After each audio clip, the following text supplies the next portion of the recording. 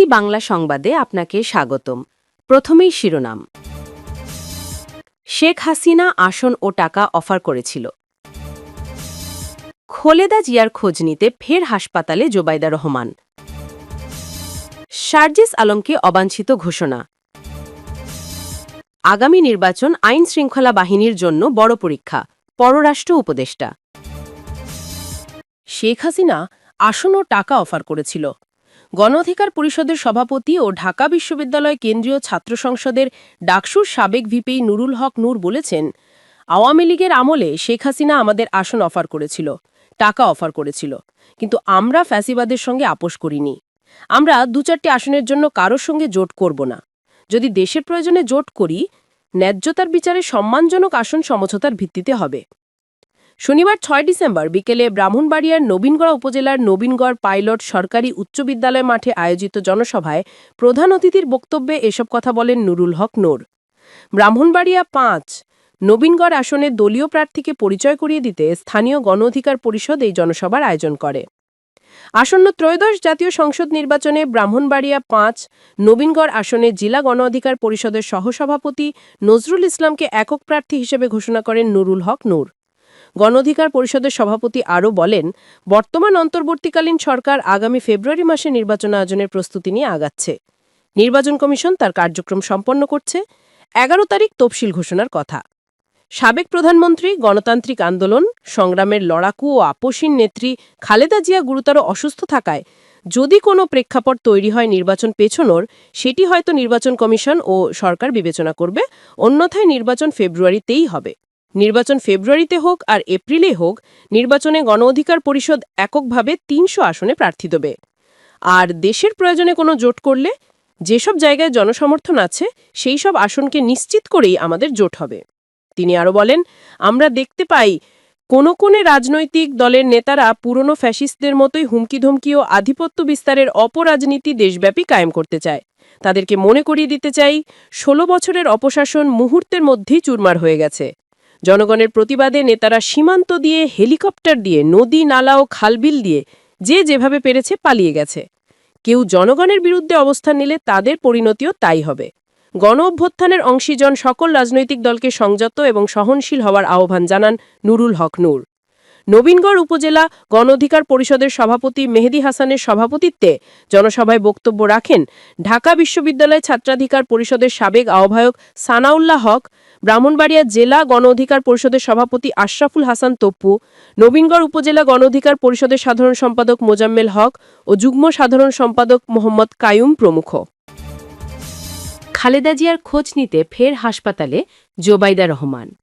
সাবেক প্রধানমন্ত্রী ও BNP chairperson Khaleda জিয়াকে দেখতে ফের এভার কেয়ার হাসপাতালে গেছেন দলের ভারপ্রাপ্ত চেয়ারম্যান তারেক রহমানের স্ত্রী ডাক্তার জোবাইদা রহমান। শনিবার ৬ ডিসেম্বর বিকাল ৩টার পর হাসপাতালে গেছেন তিনি। সর্বশেষ শুক্রবার রাত ৮টা ২০ মিনিটে ধানমন্ডিতে মায়ের বাসা থেকে এভার কেয়ার হাসপাতালে যান তিনি। আবার রাতেই বাসায় ফিরে যান তিনি। এর আগে শুক্রবার লন্ডন থেকে এসে বেলা ১১টা ৫৩ মিনিটে হাসপাতালে প্রবেশ করে বিএনপির চেয়ারপারসন খালেদা জিয়ার পাশে প্রায় ২ ঘণ্টা অবস্থান করেন জোবাইদা রহমান।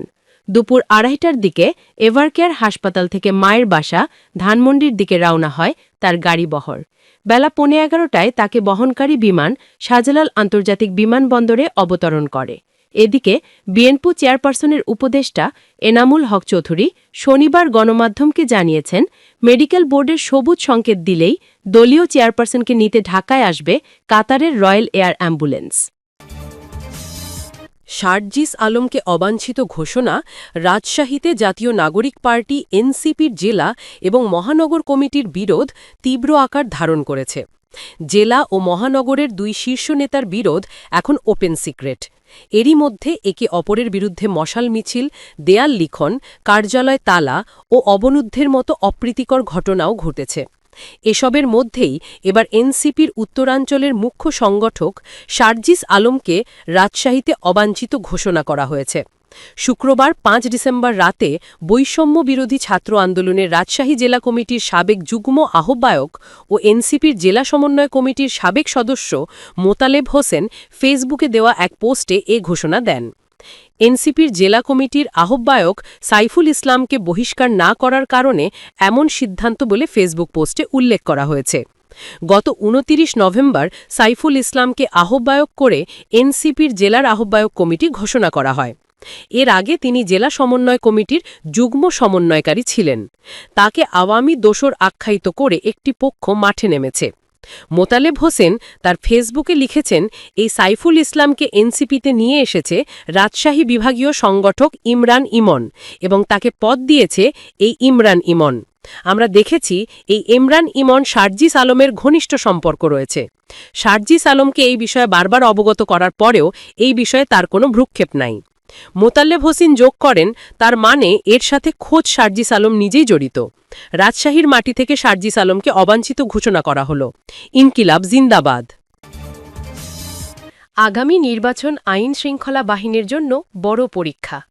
অন্তর্বর্তী সরকারের পররাষ্ট্র উপদেষ্টা মোহাম্মদ তৌহিদ হোসেন বলেছেন, দেশের সবকিছুর ভিত্তি আইন শৃঙ্খলা। শুরুতে সমস্যা থাকলেও এখন ভালো অবস্থা। পুলিশ গুছিয়ে উঠে নিজেরা সংহত হতে পেরেছে। সামনে নির্বাচন হবে আইন শৃঙ্খলা বাহিনীর জন্য বড় পরীক্ষা। শনিবার ৬ ডিসেম্বর সকালে জেলা প্রশাসকের সম্মেলন কক্ষে রংপুর জেলার সরকারি কর্মকর্তাদের সঙ্গে মতবিনিময় সভায় প্রধান অতিথির বক্তব্যে তিনি এসব কথা বলেন। প্রধান উপদেষ্টার কথা উল্লেখ করে তিনি বলেন, অধ্যাপক ইউনুস বলেছেন, সামনের নির্বাচন হবে একটি আদর্শ নির্বাচন। সেই নির্বাচন নিয়ে আইন শৃঙ্খলা বাহিনীকে সজাগ থাকতে হবে। নির্বাচনে পরাজিত ব্যক্তি বিশৃঙ্খলা সৃষ্টির চেষ্টা করবে।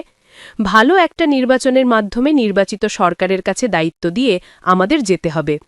দুটো সেক্টরে বেশি গুরুত্ব দেওয়া দরকার উল্লেখ করে পররাষ্ট্র উপদেষ্টা বলেন, একটা শিক্ষা ও স্বাস্থ্য। বাইরের দেশে শিক্ষা ও স্বাস্থ্যে বেশি গুরুত্ব দেওয়া হয়, কিন্তু আমরা পারছি না। আমরা চেষ্টা করছি। ডাক্তার নার্সের সমস্যা নিরসনের অংশ হিসেবে এই স্বল্প সময়ে ৩,৫০০ নার্স ও ৩,০০০ ডাক্তার নিয়োগ দেওয়া হয়েছে। এই খাতে বাজেট বাড়ানো হয়েছে। আগামী বছর তা দেখা যাবে। আমরা কিছু প্রকল্প শুরু করেছি, আশা করছি পরের সরকার তা ধরে রাখবে। আলু রপ্তানি প্রসঙ্গে উপদেষ্টা বলেন, আলু রপ্তানির বিষয়টি নিয়ে আমরা ভাবছি, তবে এটা সহজ নয়, কেননা পৃথিবীতে ২-১টা দেশ নিয়মিত আলু আমদানি করে। তবে কোনো কারণে ক্ষতিগ্রস্ত হলে আরও কিছু দেশ আলু আমদানি করে থাকে, তাছাড়া আমদানি করে না। কৃষক পর্যায়ে বিদেশে মানব সম্পদ রপ্তানির বিষয়ে তিনি বলেন, বিদেশে গেলে অবশ্যই দক্ষ হিসেবে যেতে হবে, না হলে বেতন কম। আমাদের দেশের মানুষ দক্ষ হয়ে বিদেশে দেয় না, যার কারণে কম বেতন পায়। বিদেশে অসংখ্য নার্সের পদ খালি রয়েছে। দক্ষ নার্সের পেশায় বিদেশে গেলে ভালো বেতন পাওয়া সম্ভব। দক্ষ করে জনশক্তি রপ্তানি করা গেলে দেশের জন্য ভালো। এ ব্যাপারে তিনি সংশ্লিষ্ট দপ্তরকে উদ্যোগ নেওয়ার কথা বলেন। প্রাণী সম্পদের বিষয়ে পররাষ্ট্র উপদেষ্টা বলেন, রংপুরে অনেক দেশি গরু পালন করা হয়, যে গরুর মাংস খুবই সুস্বাদু হয়। এই গরুর মাংসের বাজার ভালো। এই বিষয়ে প্রাণী